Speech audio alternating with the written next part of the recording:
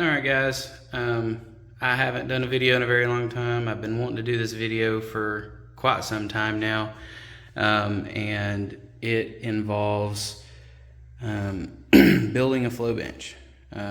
So a lot of people want to have the ability to flow test cylinder heads and do their own home porting and all that kind of stuff, but the porting part you may be able to do fairly successfully, but not really know because you don't have the means to measure your results.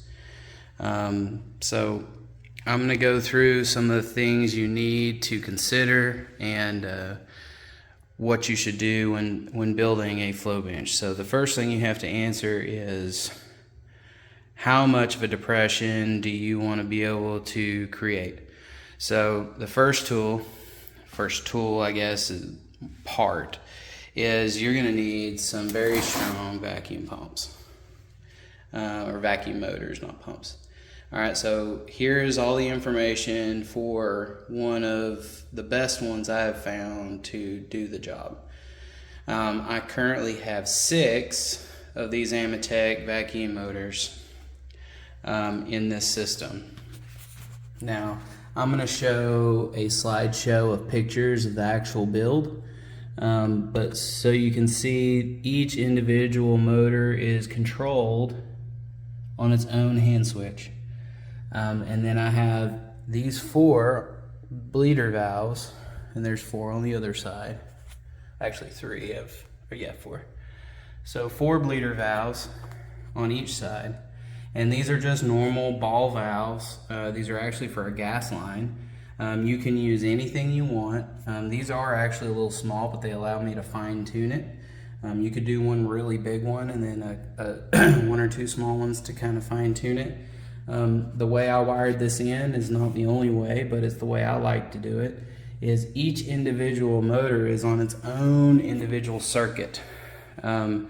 So just as an example here, you have, this is just a test mule here. So all I have is a quick little power and ground, okay, on an AC outlet.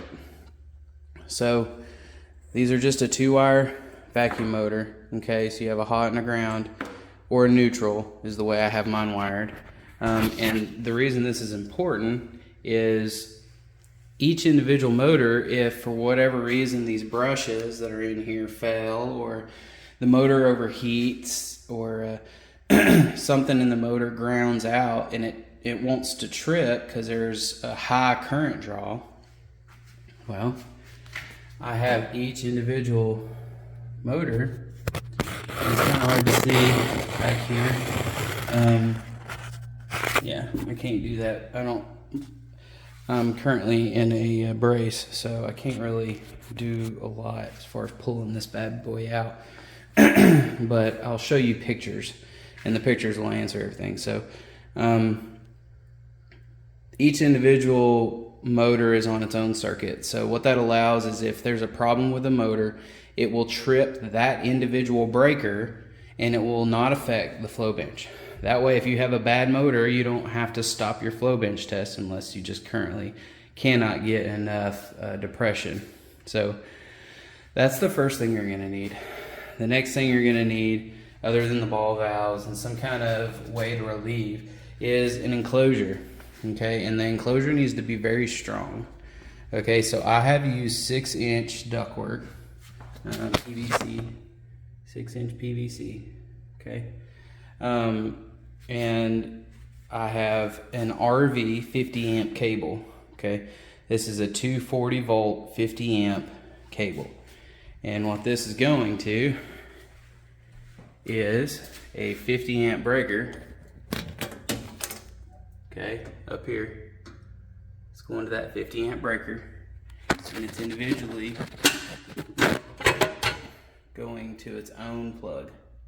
Okay, so you have your own plug going up to a dedicated breaker in the house. Okay, it's a 240 volt breaker, 50 amp. This thing draws a lot of current, especially when you have 6 motors running. So you can get as long of a cable as you need. I got me a 30-foot cable, and so that I could, just the way I wanted to position the flow bench. Anyway, so you'll need that. And again, when I show you pictures of the wiring, it'll make a little bit more sense as far as how it's wired. But each individual switch is tied to the ground bus and the neutral bus, so that if you notice, these are metal switches or switch enclosures. But if I go to turn this on and there's a ground on the switch itself, it could ground out to this metal and shock me, and that's a danger, a fire hazard and a danger. However, if you ground the switch and you ground the case to the neutral, to the ground neutral bus, then if this switch grounds out here, it'll trip the breaker. Okay, so you have the hot lead coming off the breaker coming to the switch, and then you have the neutral side going to the neutral bus. Okay, it's not a ground, it's a neutral. Okay, and if anything in that neutral, so if, for example, this one, okay, if this one were to ground out, it would ground out to that neutral, trip the breaker, and it would keep you from shocking yourselves on any of these other hand switches. So it's purely a safety thing and a fire protection issue. If you are not super comfortable with wiring, have somebody do that part for you, or be very careful. And just electrical safety is a big deal. All right, so the next thing, like I said, you're gonna need is an enclosure. I use 3/4 inch plywood. Again, you're going to be drawing a large amount of vacuum. 28 inches of water is only about 1 psi. However, you have a big surface area inside here, so that is going to draw a lot of vacuum. So I use Tough as Nails. I think I might have some over here. Let me look. I may have used it all, but Tough as Nails, it's a caulk that you can use, and it is a very, very, very tough stuff. So if you notice, I used every inch I put a screw in, and on the covers I didn't so much, I didn't need to, but on the side paneling and the parts that are holding a majority of the load, they're screwed down pretty tight. And I have this caulking going around every single ceiling surface. Okay, so these two things here are lids. They're screwed on and caulked on, so they're gonna have to be chiseled off if I need to service the motors. But it's just important to have a really good seal, otherwise you're gonna have a very inefficient vacuum system. Okay, all right. So anyway, you have an inlet side and an outlet side. Okay, it does not matter how you place these motors. Again, you're going to see pictures of how I have it mounted, but you're going to want to have a flush mount and have a good sealing surface. Okay, so when you put this flush mount, you're going to drill a hole that's the same size as the port here, and then you're going to caulk around this outer edge. That way you have a good seal between the two sides. Okay, so these are air cooled. They're going to draw air through the motor side and cool the motor. All right, so I have a 6-inch duct. Okay, so if I want to test the inlet side, so I've got an LS706 head here, okay, that I'm doing some testing on. When you test the intake side, okay, I've got the arrangement of the manometer, okay, at the top, and it comes down, okay, and it goes into right below in the low, and this is important, the low activity area of the head. So if you look at the cylinder head here, you want it to come in on the side right here. So you have this quench pad here, and you want it here because over here you got a lot of airflow, a lot of swirl, a lot of stuff going on, and you want it to be in the most dead area of the cylinder. So it's going to be right here, as close to the port as you can. So on mine, it's right there, as close as I could get, okay? The other side of it is going to be if you're testing the exhaust. Now, whenever I draw suction on this vacuum, the flow of air is going to be going this way, okay? It's going to draw vacuum on here. When it does, it's also taking it has a sense line here that is going to the top of the manometer and is going to pull the water column up. This is a well type manometer. I talked about that in another video. This is a well type, okay? So it's going to draw fluid up. So I'm going to go up to 28 inches of water, and that's going to be my test pressure, okay? Now, if you don't use as many vacuum motors, you're not going to have that high of a test pressure. It's not going to be as accurate, but you can go to, like, say 10 inches of water like they do on like most motorcycle cylinder heads, and you can do a conversion.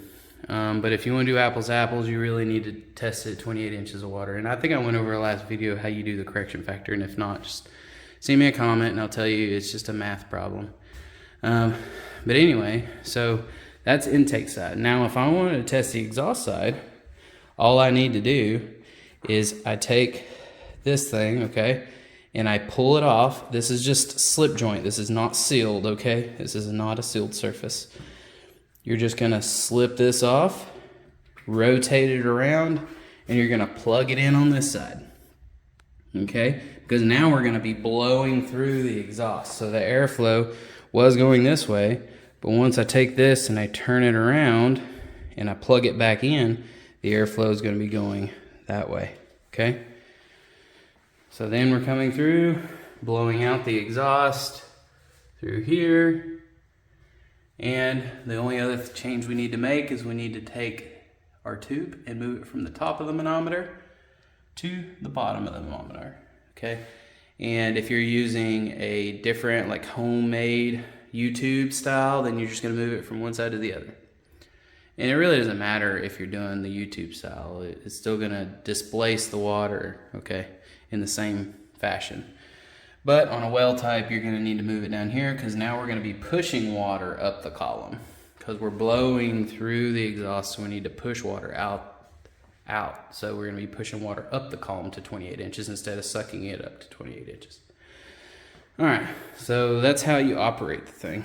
And you just turn on as many motors as you need to until you get above 28 inches of water, and then you just open your vacuum valves to get you down 28. All right, so I'm gonna show you slideshow pictures of how the inside of this thing works, but basically your motors are on one side and they got a plate, separation plate in the middle, okay? And they're mounted like this, okay? There's 6 of them. Now, yours does not have to look like a triangle in a weird shape like mine. I purely did this because I put this bad boy on wheels, and I had the wood already kind of that I could use to make it in this shape. And the way I was going to coil up my cable, this is a very heavy cable, so I didn't want this thing tilting over if I put a mount on the side of it for the cable. You can either lay the cable on top of it, or you could do what I did and hang it off the side and basically make the weight on the back side and the front side equal, so it'll roll and it won't flip over. Because your electrical all over here hanging, you got your the breaker box and everything hanging off. It's a lot of weight on that back end. So that back end had to be shaped in such a way that I could balance the weight. So that's how I did the weight balance. So the next thing you'll see is this is an orifice plate. Okay, so you can get anyone, if you have any of those, like people that make signs or any kind of machine shop can press you out a piece.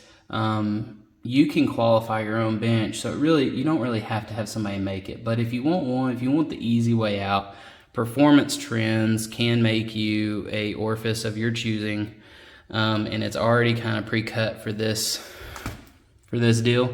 I did use Performance Trends, but you do not have to do that. I took the easy way out, but they will laser cut you a stamped piece, okay? and it'll be pre-drilled for 4 holes, okay? And I basically added the other holes and just sealed this surface all the way around, okay? Basically the way I did the additional 4 holes to make it secure is I bolted the 4 in there. They only did 4 corners for whatever reason, I don't know.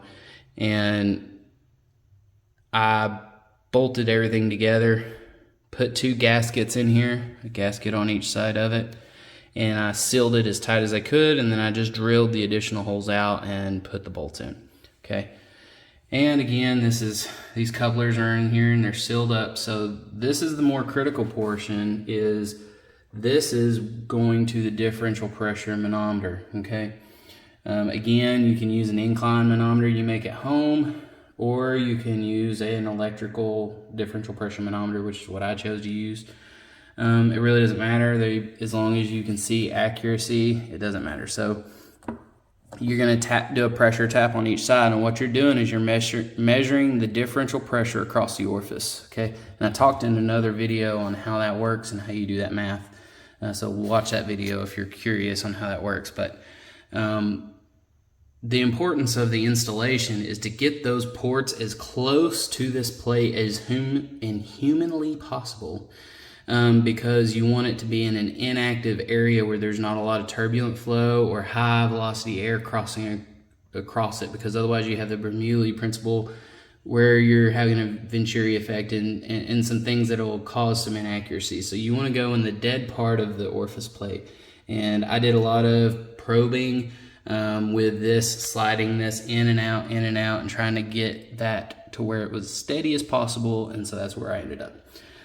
So the best way to do this when you're installing this thing, because it's pretty heavy, is to constantly move these in and out until you find that these are steady, okay, at a steady pressure, and then you're going to want to take a Sharpie and make a mark. Do the same thing over here, and once you find that, slide this bad boy until you get over each of those marks and cock it down, okay? This is critical, otherwise your whole bench will be completely wrong if you don't get that right. If people have problems with that or need a little bit more further explanation, I can spend more time on it in the comments or something. So this is a Testo 510i. It's a little upside down. This is actually not the application for this thing. It's actually for HVAC, and the accuracy on it, Testo does not claim very high accuracy. However, I have very, very repeatable results with it, and I've had a lot of success with it. This thing's only $100. You can't beat it, okay? And it will link to your phone or your tablet Bluetoothly, and it's great. I mean, you can't go wrong with it. These little holes here, okay, this is for qualifying your bench, okay? You're gonna need a pitot tube. This is about $160. You're gonna get it from Dwyer. You're gonna want one that has the long end, okay? And the way and I feel like I showed this on one of my videos, but maybe I didn't. You basically just gonna stick it in here, okay? You're gonna stick it in there, nozzle on this end, and you're gonna do a 90-degree to flow. So when you're on the inlet side and you're pulling a vacuum, okay, airflow is gonna be going this way. You're gonna have the pitot tube in there, and you're gonna slowly do a time traverse all the way to the top. I usually do 10-second pulls. 10, 9, 8, 7, 6, 5, 4, 3, 2, 1. And then I'll do about 5 to 10 of them. And then I'll move to the other side, seal this up, do it on the other side. And you're wanting to get 2 measurements, 100 all the way across the entire traverse of the pipe, 90 degrees out from each other. And I do the average of 10, and then I average those 2 numbers to get the actual velocity in actual CFM. And the Testo 510i can be set up to measure pitot tube, and it'll convert it to CFM for you. So you'll get an actual CFM readout. And so what you'll do is you'll pull a vacuum, okay? Does not have to be 28 inches. I did mine at 9 inches of water. So you'll do 9 inches of water, 10 inches of water, whatever you want to do. It really doesn't matter. And you're going to get a CFM readout on the pitot tube, okay? And so what that means is basically that is going to be your conversion factor. So whenever you do a flow bench test, okay, and you get a reading on here, it's going to be in inches of water in vacuum. So it may say 3.2, okay? Well, what's 3.2? So the way you're going to do that is, I showed you in the last video, do the square root of 3.2 times whatever inches of water you tested at for your qualification, okay? So say I said 9.01 inches of water, okay? And the reason why I know it's 9.01, I can't read this and say 9.01. I used the Testo 510i and I unplugged this side, okay, and all I did was pull vacuum, saw that it was 9.01 up here. It was like right around 9, and the actual Testo 510i said 9.01, so that's what I used, more accurate, okay? And I plugged that back in, and then I used whatever the CFM readout was, 387.56, okay, or no, 375.56. So at 3-inch orifice, at 9.01 inches of water, I had 375.56 CFM. Now, you can't use that number for your bench if you build it exactly like mine, because you need to make sure that you leak check it, and you need to make sure that everything else that you're getting measures the same, okay? It's going to be slightly different. But whenever you're done with your qualification, all you're going to be doing is you're going to put this at the lift you want it to be at, okay? And these things are everywhere, these gauges and these little assemblies. You can kind of make it yourself, or you can buy them already made. But you're going to put it on your valve, and you're going to put it at whatever thousandths lift you want. So say you put it at 600 thousandths lift, you turn your vacuum motors on, you get your 28 inches of water, and it says 4.5 inches of water. Well, if it says 4.5 inches of water, you're just gonna write down 4.5 inches of water. So, for example, these are 706 heads that are on here. I just did the flow test on them, and that's where we're at, okay? So at 100 thousandths lift, I got the high number and low number. So these are the highest and lowest numbers that I got, and I averaged the two together, okay? So 0.27 and 0.28, 0.275 is the average, okay? If I take the square root of 0.275 times 9.01, get the solution of that and multiply that by 375.56, I get 66 CFM, okay? Simple. So that's what you're gonna do for this bench, okay? There are other ways you can do it, but this is just an easy and cheap way of doing it. Performance Trends offers like a black box, and some other people offer different things that do all this math for you and just give you a CFM readout. That's great, but it's about $1,000. So $100 and a little bit of math, worth it to me. Maybe it's not worth it to you. Anyway, so these are 706 heads, and they flow exactly what a 706 head flows. So about 239 at 600 thousandths lift. I think they flow about 240, 242 at 650 thousandths lift. That's about all they flow. So I'm getting ready to do some porting on this and do some R&D. I've been able to get these to flow up to about 285. I think you can get them even higher than that if you really care and are real careful with your velocities. But anyway, so that's a bench. I mean, really the big thing is how you do the electricals, up to you. I made mine super safe. Which vacuum motors you use, it's up to you. These work really well. 6 of these will pull about what you need for about a big block Chevy. I mean, my cylinder heads on Old Red flow about 315 CFM. Some of the ports flow 325, some flow 312, and then the average is about 315.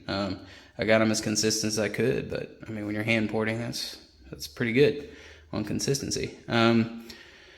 And I flow those, and I use 4 vacuum motors. And I still have I have 5 vacuum motors on when I'm testing that at 315 CFM. So I still have a 6th vacuum motor, and I've got most of my bleeders open. So, you know, there's plenty of margin in here. You could probably flow a 450 CFM head just fine with this bench. I made it kind of overkill so that if somebody wanted me to flow some big block Chevy heads for them, I could.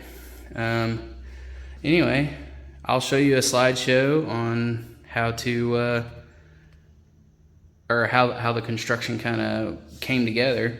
The other thing is, if you notice there's a tee-off right here, well, this is just going to a qualification plug. So what I do is I plug in my Testo 510i right here and verify that the reading that the manometer is getting and down here is the same within half an inch of water. And the reason for that is you got a lot of friction, okay? You got a lot of friction coming through here. So you're gonna have a different test pressure at the orifice down there than you are gonna be up here at the bore plate. So the importance is the bore plate. So the bore plate showing 28 inches of water on the manometer, that's the important, okay? The fact that it reduces on its way to the orifice plate is not that important because the differential pressure itself is not measuring flow, it's measuring pressure. So the pressure change is gonna be what the pressure change is. The other thing you get a lot of questions on is why did you choose 6-inch diameter duct? Well, okay. When you're using a pitot tube and wire will give you, usually will give you a measuring device. Let me see if mine is over here. I don't really use it anymore because I know what it is, but when you're first initially setting these things up, I don't have it over here, but it's okay. When you're initially setting these things up, when you're using a pitot tube, there's going to be a certain amount of duct diameters distance between an elbow, a 90-degree bend, and where you want to actually measure flow. Okay? It's important. You have turbulence. Okay? The flow inside this pipe is not laminar. That is why when you do and I'm just going to show you because the way I explained it may not make sense to everybody. So